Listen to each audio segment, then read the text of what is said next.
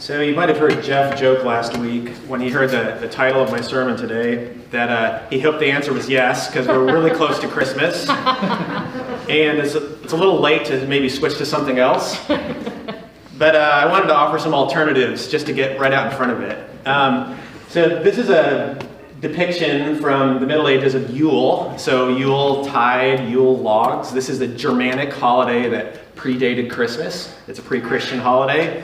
It's a little heavy on the skulls and the sacrifice and the blood side of things. So that's some downsides to adopting it with your family this year. On the bright side, the Church of Satan now celebrates Yule, so you won't be celebrating it alone if you choose that. There was an attempt a few years ago to create a secular alternative to Christmas. It was called Human Light. And when you look at this really amazing graphic with it's got a font, it's got many colors, it's really hard to believe that Human Light didn't catch on. But if you're looking for something bland and insipid with your family, Human Light's an alternative. But myself, if the answer to this question turns out to be no, I'm celebrating Festivus. For those of you under a certain age, you might not remember this from Seinfeld, but I think that there's plenty of reason for us to be airing grievances this year and enjoying meatloaf together. So, just in case the message here is not convincing, those are some alternatives for you and your family. And we're going to read again a little bit of what was there in the Advent reading from Luke 2. An angel of the Lord appeared to the shepherds, and the glory of the Lord shone around them, and they were terrified. But the angel said to them, "Do not be afraid. I bring you good news that will cause great joy for all the people. Today, in the town of David, a Savior has been born to you. He is the Messiah, the Lord." So in thinking about, is there some common ground for us, at least as Americans, of what we can agree is good? Naturally, I went to the survey data. So about 10 years ago, there was a survey of Americans asking for favorability ratings on some of our most famous people. This is of the top 6, this is the bottom 3. Martin Luther King certainly was favorable. He's no Aaron Rodgers by any stretch of the imagination. I would say that if this survey was run again today, 10 years later, I feel like recently Aaron Rodgers is on his way down. I feel like Martin Luther King Jr. is probably on his way up. But I'd also like to acknowledge Jesus Christ for coming in. Not quite at the top on the survey, but pretty high. I mean, pretty good. We can build off of this kind of branding with Jesus at 90%. Anyone want to guess what's one step above this? Boris Johnson. Michelle Obama. Oh, good guess. Yeah. It is a politician, but it's Abraham Lincoln. And so, congratulations to Abraham on beating out the King of Kings. That's a good showing for Abraham. And then, of course, there's going to be at the very top of our list. And once you hear it, you will know that is correct. Anyone want to guess what this top one is? Most favorable ratings of Americans? Walt Disney. Santa. Myself. And that seems exactly right. Like, my rating of myself is absolutely up there. I think we're ready to start with the new Mount Rushmore that has Aaron Rodgers, Jesus, Abraham Lincoln, and myself. That's going to be like a perfect Mount Rushmore of approval. So, hearing the topic of the message today, is Christianity good?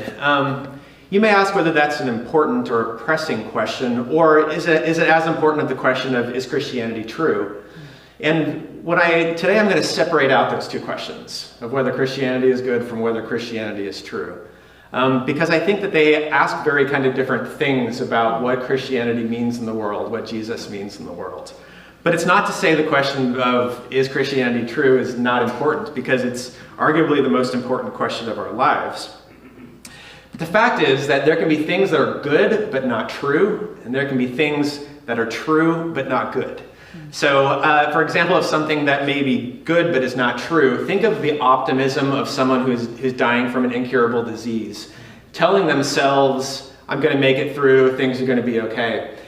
That might not be true, and yet in this last part of their lives, they may enjoy that last part of their life more than they would have if they did not believe that thing that was false. They may even live longer because of that optimism and the physical effect that has on them. So that's something that may not be true, but it still could be good for them. At the same time, there are things that are true but might not be good. I think that we have on pretty wide attestation that the most amazing feeling in the entire world is the first time that opium enters your bloodstream. And all of your cares and all of your anxieties and all of your frustrations and disappointments, they just float away from you. And the peace and pleasure and just disconnection from all the stress that you will feel in that moment is like nothing that you will ever experience in your entire life. But that may be true, but that doesn't make it good. And I think that in time we see more and more clearly what exactly the implications are of taking on something like that. That may be true, but it's not good. And I think this distinction between what's good and what's true, it goes back from as long as Christians have been trying to think clearly about these things. Thomas Aquinas making this same point, that they're not interchangeable because some things are true and not good. So in order to think about this question, we have to think a little bit about definitions here. What does it mean for something to be good? And we also have to entertain some counterfactuals and think about, what if things were different? What would that look like for us? And so let's start with that question of what's good. And I think that when we think about what is good in our lives and in the world, there's two main categories of answer to that. I think the first one, and this is the one that I associate with like the history of philosophy, with like Platonic thinking, is that there are these abstractions that are admirable and honorable and good for some reason that are a way of articulating what's good. So some of those things are just existence itself, life, order and harmony, beauty, peace, all these things. They're abstractions, but we do recognize them in an important way. Yeah, that's something that is good. However, there's another set of things, which I think are probably more common how we articulate what it means, what goodness means now, which is about human flourishing. So it's less about some abstract ideal that maybe we can conform our lives more or less to, but it's more about our people thriving, right? Like that's what flourishing means to most people now. So by that, we could be talking about freedom, we could be talking about well-being or happiness, we could be talking about maybe it's community or relationship, skillfulness, being good at what you do. All those things are examples of things that are human flourishing, and those are ways of answering what's good. So I think, though, that both of these categories of things have some limitations to them. These admirable abstractions, they feel pretty far removed from our lives. Like when we're in the daily grind of making our decisions, doing our lives, doesn't, at least for us today, it doesn't really make sense to think about, seeking peace and order in our lives. It's more we're just trying to get through the decisions that are in front of us. So they seem so abstracted and far off. But those ideals of human flourishing, like freedom and happiness and well-being, those things change over time. They can conflict with each other, and they very much suffer from the blind spots of the age that we live in now. And I think that those blind spots to some extent change over time because different societies have different presuppositions about what goodness means for people. But a lot of conflicts arise if we make that as the center of what we think about the good. So when we talk about whether Christianity is good, there's different ways of asking the same question. And the first way is Christianity good for the world? Now, here, of course, again, I'm separating whether it's true from whether it's good. And so the only fair kind of evidence that we can put into this question is, what do we see in the world, the measurable world around us? And what does that tell us about Christianity? And it may seem like kind of a difficult question for us to ask ourselves, but it's a question the Bible requires of us, in fact. In 1 Peter writes, "Live such good lives among the pagans that, although they accuse you of doing wrong, they may see your good deeds and glorify God on the day he visits us." That's a really high standard for the sort of goodness that Christianity should be bringing. Or Paul in Ephesians 2 writing, "For we are God's handiwork, created in Christ Jesus to do good works, which God prepared in advance for us to do." So it seems like these are questions that are very reasonable to be asking, whether Christianity is and has been good in the world. Around 10 or 15 years ago, there was a whole bunch of anti-theist books that came out. You probably remember this. There was Hitchens and Dawkins and Harris and all these books about why religion poisons everything and all the listing of the historical crimes of people who are believers. And For the most part, I think that most of the critiques of historical Christianity fell under these categories of things. One is or religion or Christianity specifically represented a constraint on science and progress, that it encouraged escapism and distraction from the real world problems that people should be addressing, that Christians put God's stamp of approval on things that were repressive practices because, hey, this is what God is commanding us to do. And of course, there's some specific incidents with the Crusades, with Inquisitions. And I think what a lot of these critiques of historical Christianity have in common is that they really came out at times when there's association of Christianity with power and authority. That's the common thread with these critiques. And I think all of them I'd be interested to discuss specifically at length because there's a lot to say and there's a lot that we presuppose about these things that might or might not be true. But if I'm going to take a secular anti-theist ledger, I think these are the things that show up on that side. We don't think as much about the things that show up on the other side, but there are things on the other side too. So if you look at the history of Christianity over the last 2,000 years, you see, among other things, the organized service to the poor of all religions. And that's going all the way back to the first 200 years of the church, with the Roman emperors complaining that the impious Christians are taking care of our poor as well as their own. And it goes all the way into what my career is today, extending grace and mercy to people in all corners of the world. And that's absolutely a legacy of the last 2,000 years. There's the end of human sacrifice in whatever societies that Christianity has encountered. There's the establishment of the first universities and hospitals, almost always in religious contexts, almost always specifically with Christian movements. There is soaring and distinctive art, music, architecture, literature that is incredible over the history. And we don't have Bach, we don't have Dostoevsky, we don't have Gaudi. Think of all these incredible and powerful and moving artists that we would not have if it was not for the worldly movement of Christianity. On top of that, there's about 7,100 languages in the world. Of them, about 1,600 of them now have a copy of the New Testament in their native language, and there's another 1,500 or so in preparation of translations happening. The reason that these languages are being written down at all is because Christian missionaries are doing it. These languages would be disappearing if that was not the case. It's the effort of people who are translators, who are writing these languages down for the first time in many cases. And this confirmation to people that this language that you were born with, it matters, and God is speaking to you in it, that's a product of the Christian missionary movement. On top of that, a lot of things that we simply, in America, we simply take as like the baseline understanding of human rights and human dignity and human freedom, all those are inspired either directly by Christianity or coming out of Christian and post-Christian societies. The idea of the dignity of individuals, the movement for the abolition of slavery, individual freedoms, these things also came out of Christianity's recent history in the world. But that doesn't feel like evidence exactly. I think that we can recognize this as being good and powerful things, but if you're in the modern academic world anyway, when you think of evidence, you think of something more specific and measurable and repeatable, and that's what you want to look at. And we're going to look at that briefly, because there's a lot of people asking the question of, is religion good, or is Christianity good in the world? And I have to offer a disclaimer before we go too deeply here, because the fact of the matter is, when you hear the expression, a study has proven, or a study has shown that, in most cases that's probably false, or unclear at best. So recently there was an effort to replicate social science findings over the past 20 or 30 years, like the most important social science papers finding things about human behavior.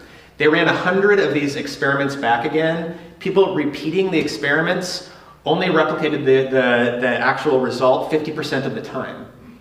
So in fact, people speak sometimes with certainty about things that don't have that much certainty behind them, and there's a lot of reasons for that, but the people who are researching these questions, who are trying to tackle these questions, they come in with their own biases, they frame the question in a way that will get the most interesting answer that they sometimes want to hear, which sways the findings. There are these variables that they don't understand. And all of us can succumb to selective rigor and selective framing for the results that we care about or the results that we want to see. That's not to say that none of these studies are valuable, because I think they are, but anyone individually we have to take with a grain of salt, and what we should be paying most attention to is what's the weight of the evidence? Do we have a lot of different studies in different places showing the same kinds of things, as opposed to one study showing one exciting thing? Because that one study that shows one exciting thing, we're going to want to exaggerate the effects. The media will pick it up because it's an exciting and interesting story. People want to click on things that are interesting, so it will be shared on your social media. But that doesn't mean necessarily that those things are true. That said, there are some really interesting findings from more recent studies of the impact of Christianity in the world. One of them is that there is a lasting impact on people's educational attainment if there was missionary activity specifically in the area where they are. This effect has been shown in many countries to last even past 100 years, that educational attainment is higher.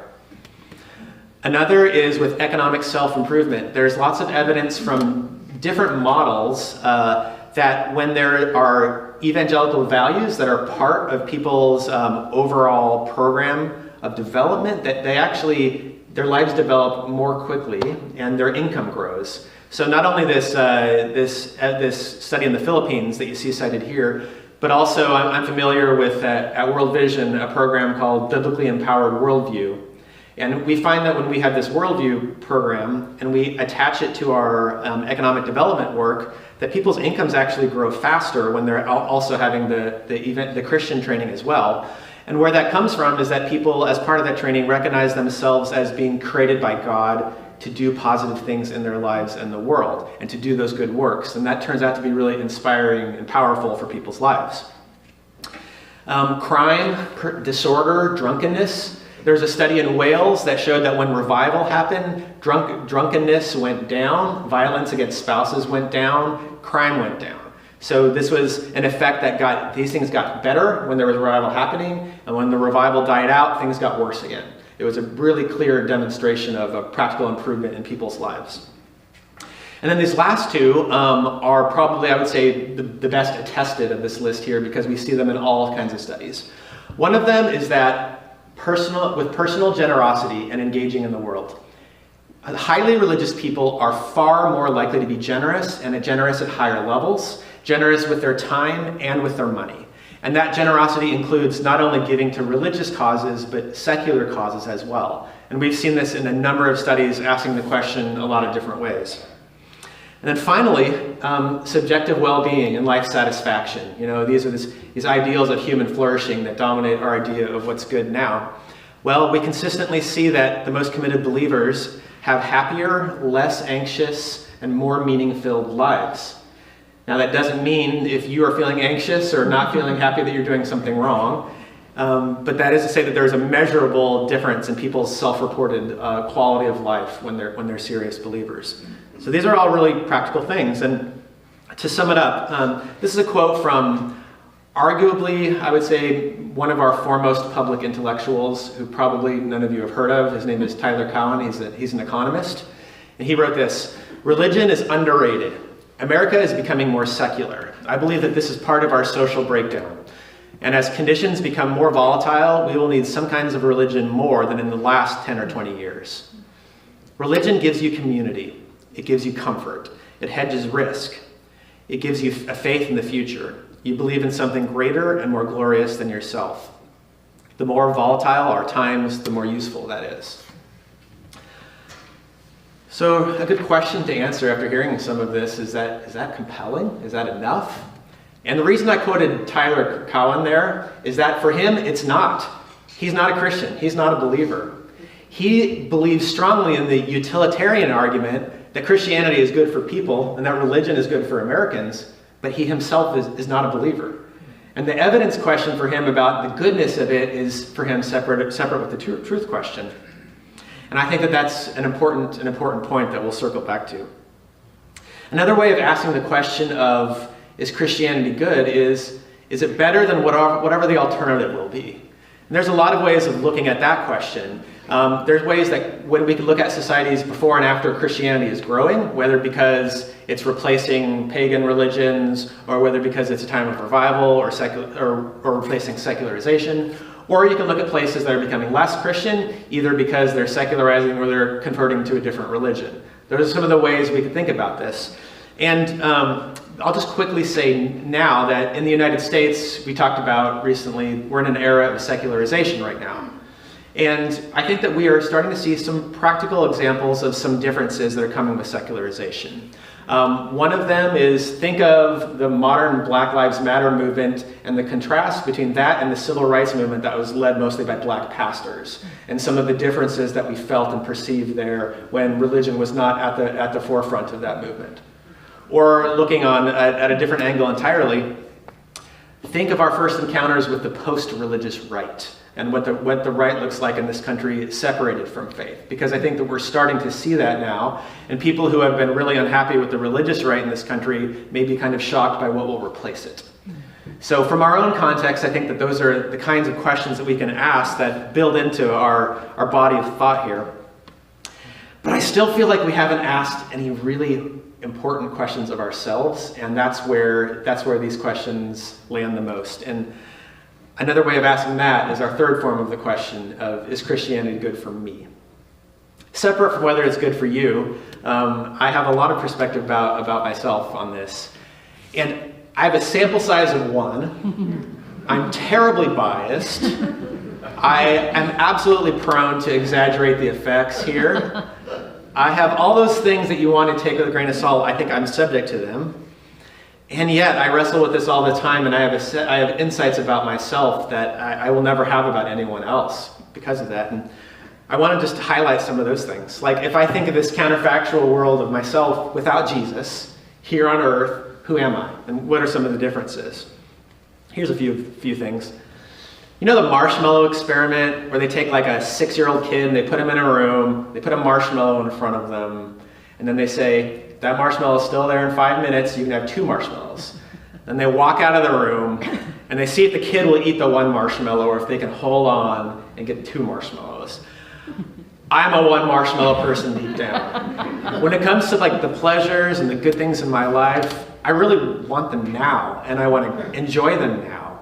That's my nature. And the force in my life that's pushing me to think about the long-term effects, being able to delay gratification, being able to take the long view about the things that might feel good in the moment, but might have some real negative implications for myself, really that's Christianity pushing me to the longest term thinking about the things that I enjoy. So I think that that's a way that I'd be different without Jesus. Another really practical one is a prompt toward generosity. I don't see myself as a very generous person by default, but constantly being challenged by the Bible's call to care for the poor, both in the Old Testament and with Christ in the New Testament, that deeply impacts my decisions and my thinking about just sharing with others. I think without Christianity, I'd be missing a lot of the tools that help make me a better husband and father. Although I'm not a perfect one, I think that my patience and compassion and interest in connecting and caring, again, is tied very much to the call that I feel on me as a Christian. Like, I can't envision myself in quite the same way as a parent without it. If you know me well, you might know that deep down I'm a pretty sharp-tongued and cynical person. And I really kind of enjoy indulging that. I like getting in a sharp word. And there's something condescending and demeaning about that side of my personality. And it doesn't come out very often. But I think the reason it doesn't come out very often is because I believe it shouldn't. Because I feel the call of Christ that it shouldn't. And just indulging that tongue and indulging that side of myself is something that I would see more of. And these last two come together here. I'm someone who has periodically struggled with anxiety in my life, and having a sense of hope and purpose about the future acts in opposition to that. And Tim Keller wrote something recently which really landed for me in thinking about hope and purpose. He said, 3 things Christians believe that should be a constant source of happiness. Our bad things will turn out for good. The good things we have can never be taken away from us. And the best things are yet to come. And the me that lives without Jesus says no to all those 3 things. I do not believe that my bad things will turn out for good. I do not believe that the good things I have cannot be taken away from me. In fact, all the time I'm stressed thinking about how good things I have could be taken away from me. And I don't believe that the best things are yet to come. That's not in my nature. I'm 44. It doesn't really get better from here. Right? Amen. So the point here is that my cynicism and my cold realism is directly impacted by the way that I think about Christianity. But I think when people ask the question of whether Christianity is good, they're really thinking of something or someone specific, some event in their lives, some idea that they really hate. It's really the problem of bad Christianity that's driving how people think about that. And so when we look not historically at what Christianity has done over 2,000 years, but today, what is Christianity representing and doing? I think there's a few areas that people really object to it. One of them is around ethics, that Christianity comes with some sets of rules and guidelines, and those rules impede human freedom or they limit human pleasure. The principle that everyone should get to do and be exactly what they are on the inside, that's a really strong one as our culture is secularizing. And there are bumpers in place for people who are trying to be Christians. And that's uncomfortable and we don't like it. Without going into depth here, I think that it's far from clear that the more freedom we have, like the better we turn out. I think that there's lots of evidence against that actually, that in fact, there are a lot of forms of freedom that are way more likely that we bring harm to ourselves and to others. But that's a different sermon. But just to say that I think that's a common objection. I think there's also an aesthetic objection, which is that it's kind of old and tired and okay, we've done that. And maybe there's some beautiful old churches, but all right, we've moved on from that. It's concerned about things that don't matter. And the aesthetic critique doesn't really land for me because when I look at the things that are trying hardest to be modern and current, those are the things that feel kind of blandest to me of all, as opposed to the things that are tying us together, as Bill said, across thousands of years through this past history and these current connections with believers. Those things to me are much more aesthetically rich. There's theological objections, that there are statements in Christianity about the nature of God that are offensive. So maybe that's around the Trinity. How can God be three and yet one? That's a difficulty that people struggle with. Or maybe it's about sin and judgment and separation. Those are uncomfortable things for us. But the one that really hits home the most, I think, is hypocrisy. The idea that the adherents, or at least some adherents of Christianity, are not Christ-like, and that they use Christianity to manipulate others and to justify bad behavior. And that's the one, when I hear it, I'm like, yeah, that's the one that really feels most relevant right now. And it feels loud too. Like I wanted to put it in all caps and say, Christians are bad and their ideas are bad and they're not nice. And I think there's two ways of answering this, and there's some philosophical points about this, and there's some really practical points. And I want to start on the philosophical side. And the first is that badness is everywhere, while that accusation about bad Christianity is very selective. Anyone who's pointing out the badness of Christians or Christianity, if they were subjected in the groups they identify themselves with or in their own lives, if we were careful scrutiny of those people, we would find badness there. Because badness isn't unique to Christians. Badness is something about the condition that all of us are in. So it feels a little strange to me that that accusation is just selective when in fact it could be applied everywhere. C.S. Lewis says, he talks about nice people versus new men. And he says this: it's not really fair to ask, do the existence of mean Christians, does that disprove Christianity? Or does the existence of nice people who aren't Christians, does that disprove Christianity? He says, you have no idea how much meaner that mean person would be if they weren't a believer. You don't know how much nicer that nice person would be if they were. That's a counterfactual question, right? On top of that, though, I would say that if Christianity was only nice people, I think I would be a lot more suspicious of whether it was true. Because, in fact, we are born with different inclinations and different moods and different personalities. And we should expect that there should be a lot of divergence in sort of our basic moods among people who are believers. Next point is this. If you believe in badness, you know something about the meaning of the universe. So, someone who is throwing an accusation of people being bad or hypocritical, note some of the things that are implied by that. One is that there is such a thing as a good and a bad, and it's out there, and it's separate from us from people, and we have the ability as individuals to choose one way or the other, that we can act in that world, and that there should be consequences if we don't choose the right way. We're already halfway to theism, if you think about it, when you frame it that way. People who are eager to point out the badness of people or badness of Christianity are halfway to the finish line already, just by recognizing that there's a standard outside of themselves, and that we're failing to meet that standard. But here's where we get from a philosophical reply into a more Christian answer. And that's that the accusation, I believe, that some Christians are bad, that accusation doesn't go far enough. There was a article in a paper in England about 100 years ago asking the question, what is wrong with society? And the author, G.K. Chesterton, wrote in, and he gave this answer, "Dear sir, I am." And so when I say this criticism doesn't go far enough, I think that when we hear the accusation that bad Christians are bad, our reply actually ought to be that I am bad in particular. Not just people in general, but me. That I am the person who is bad, that I am the person that does not do the things that I should be doing, that does do things I shouldn't be doing. That's me. That's not bad people, that's not bad Christians, it's me specifically.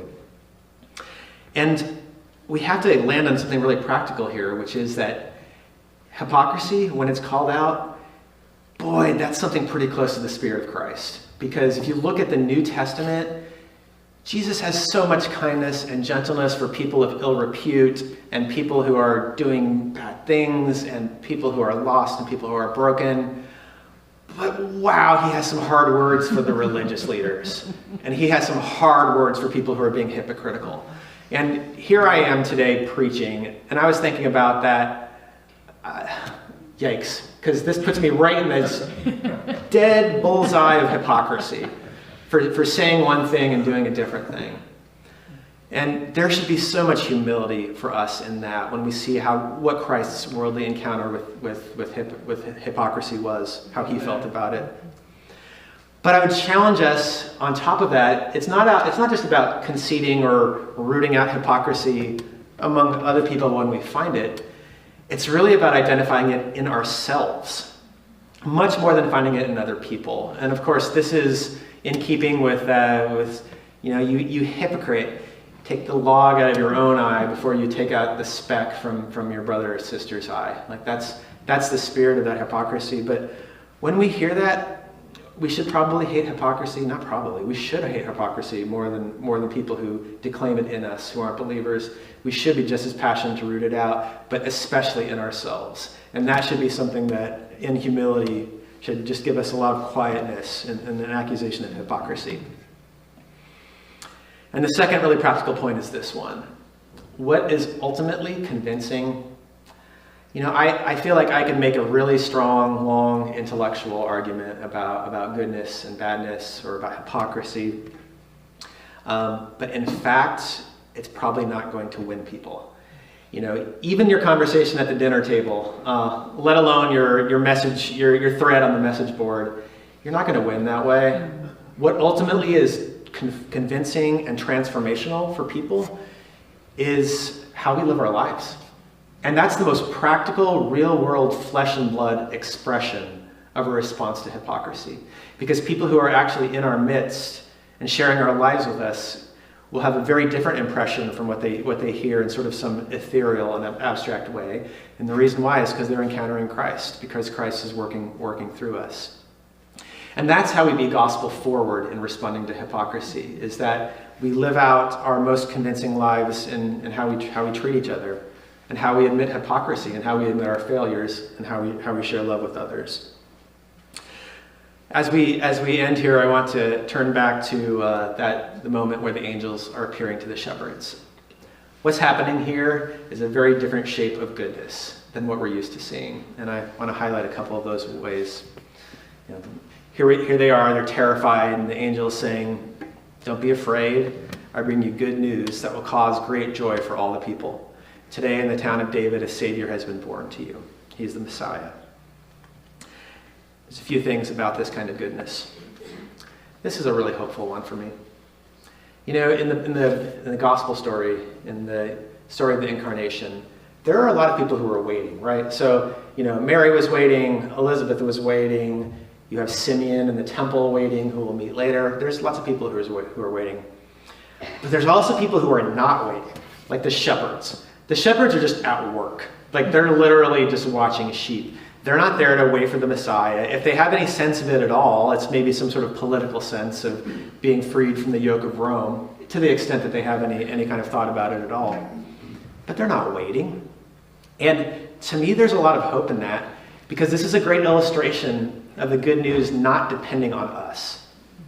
We don't have to qualify for it by waiting, or to qualify it any other way. And to me, that's really hopeful, that it's not just the ones who are actively waiting, but the ones who have their lives interrupted by this visitation, that it's for them too, even if they weren't waiting. I think a second point about this goodness is that at first, it doesn't look like winning.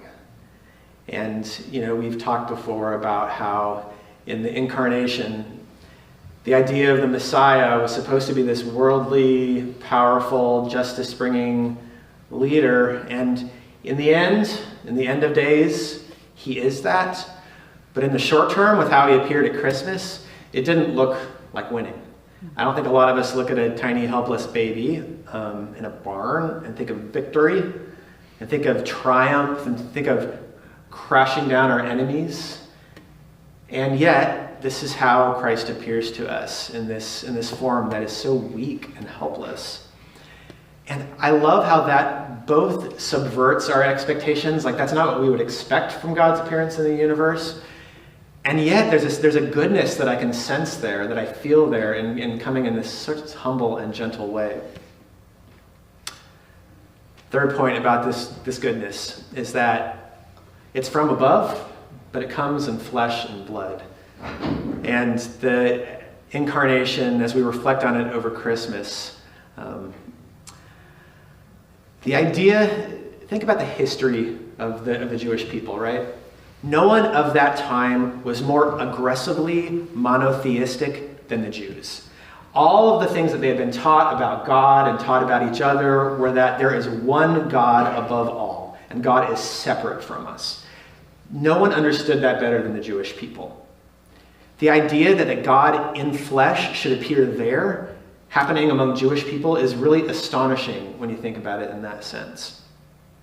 The idea that God departs from those ideal abstractions of completeness and order and being and distance, to actually descend into our real lives, to feel what we feel and to touch what we touch, to hear what we hear, to suffer how we suffer, to die how we died. This is a much different kind of goodness than anyone had experienced before or was expecting. And there's something really compelling about that for our Christmas story. And then you have explicitly there with the announcement of the angels, this is good news for all the people.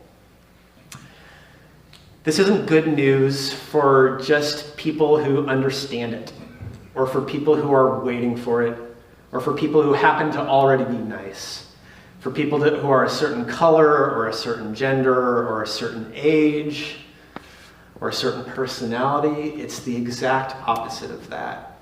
And the goodness of something being truly flattening for all of us, no matter who we are, no matter where we are in our lives, is again this goodness that we didn't expect, but once we encounter it, we're like, yeah, I recognize God's presence in that goodness.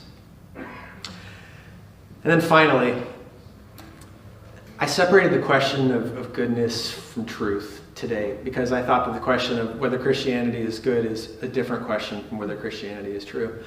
But I think this goodness and how it's broadcast, it's like the light at the top of a lighthouse. Or it's like the star that's over the shepherds. Or it's like the blaze that's coming from the angels.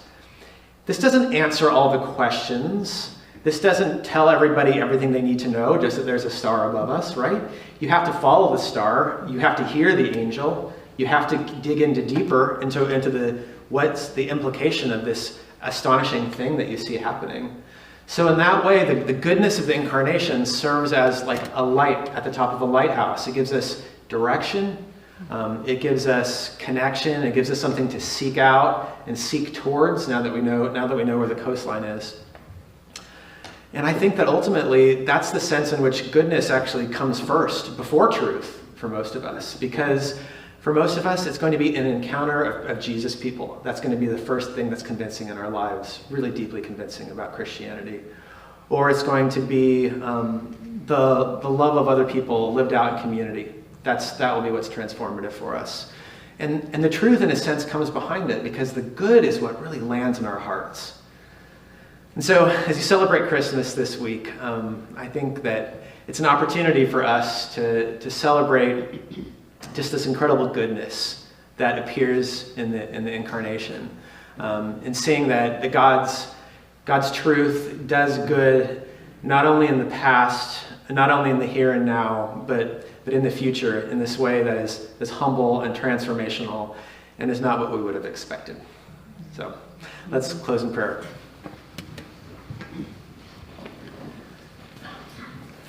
God, we are grateful for the shepherds, for the angels, for the people here in this story who were not expecting the good news.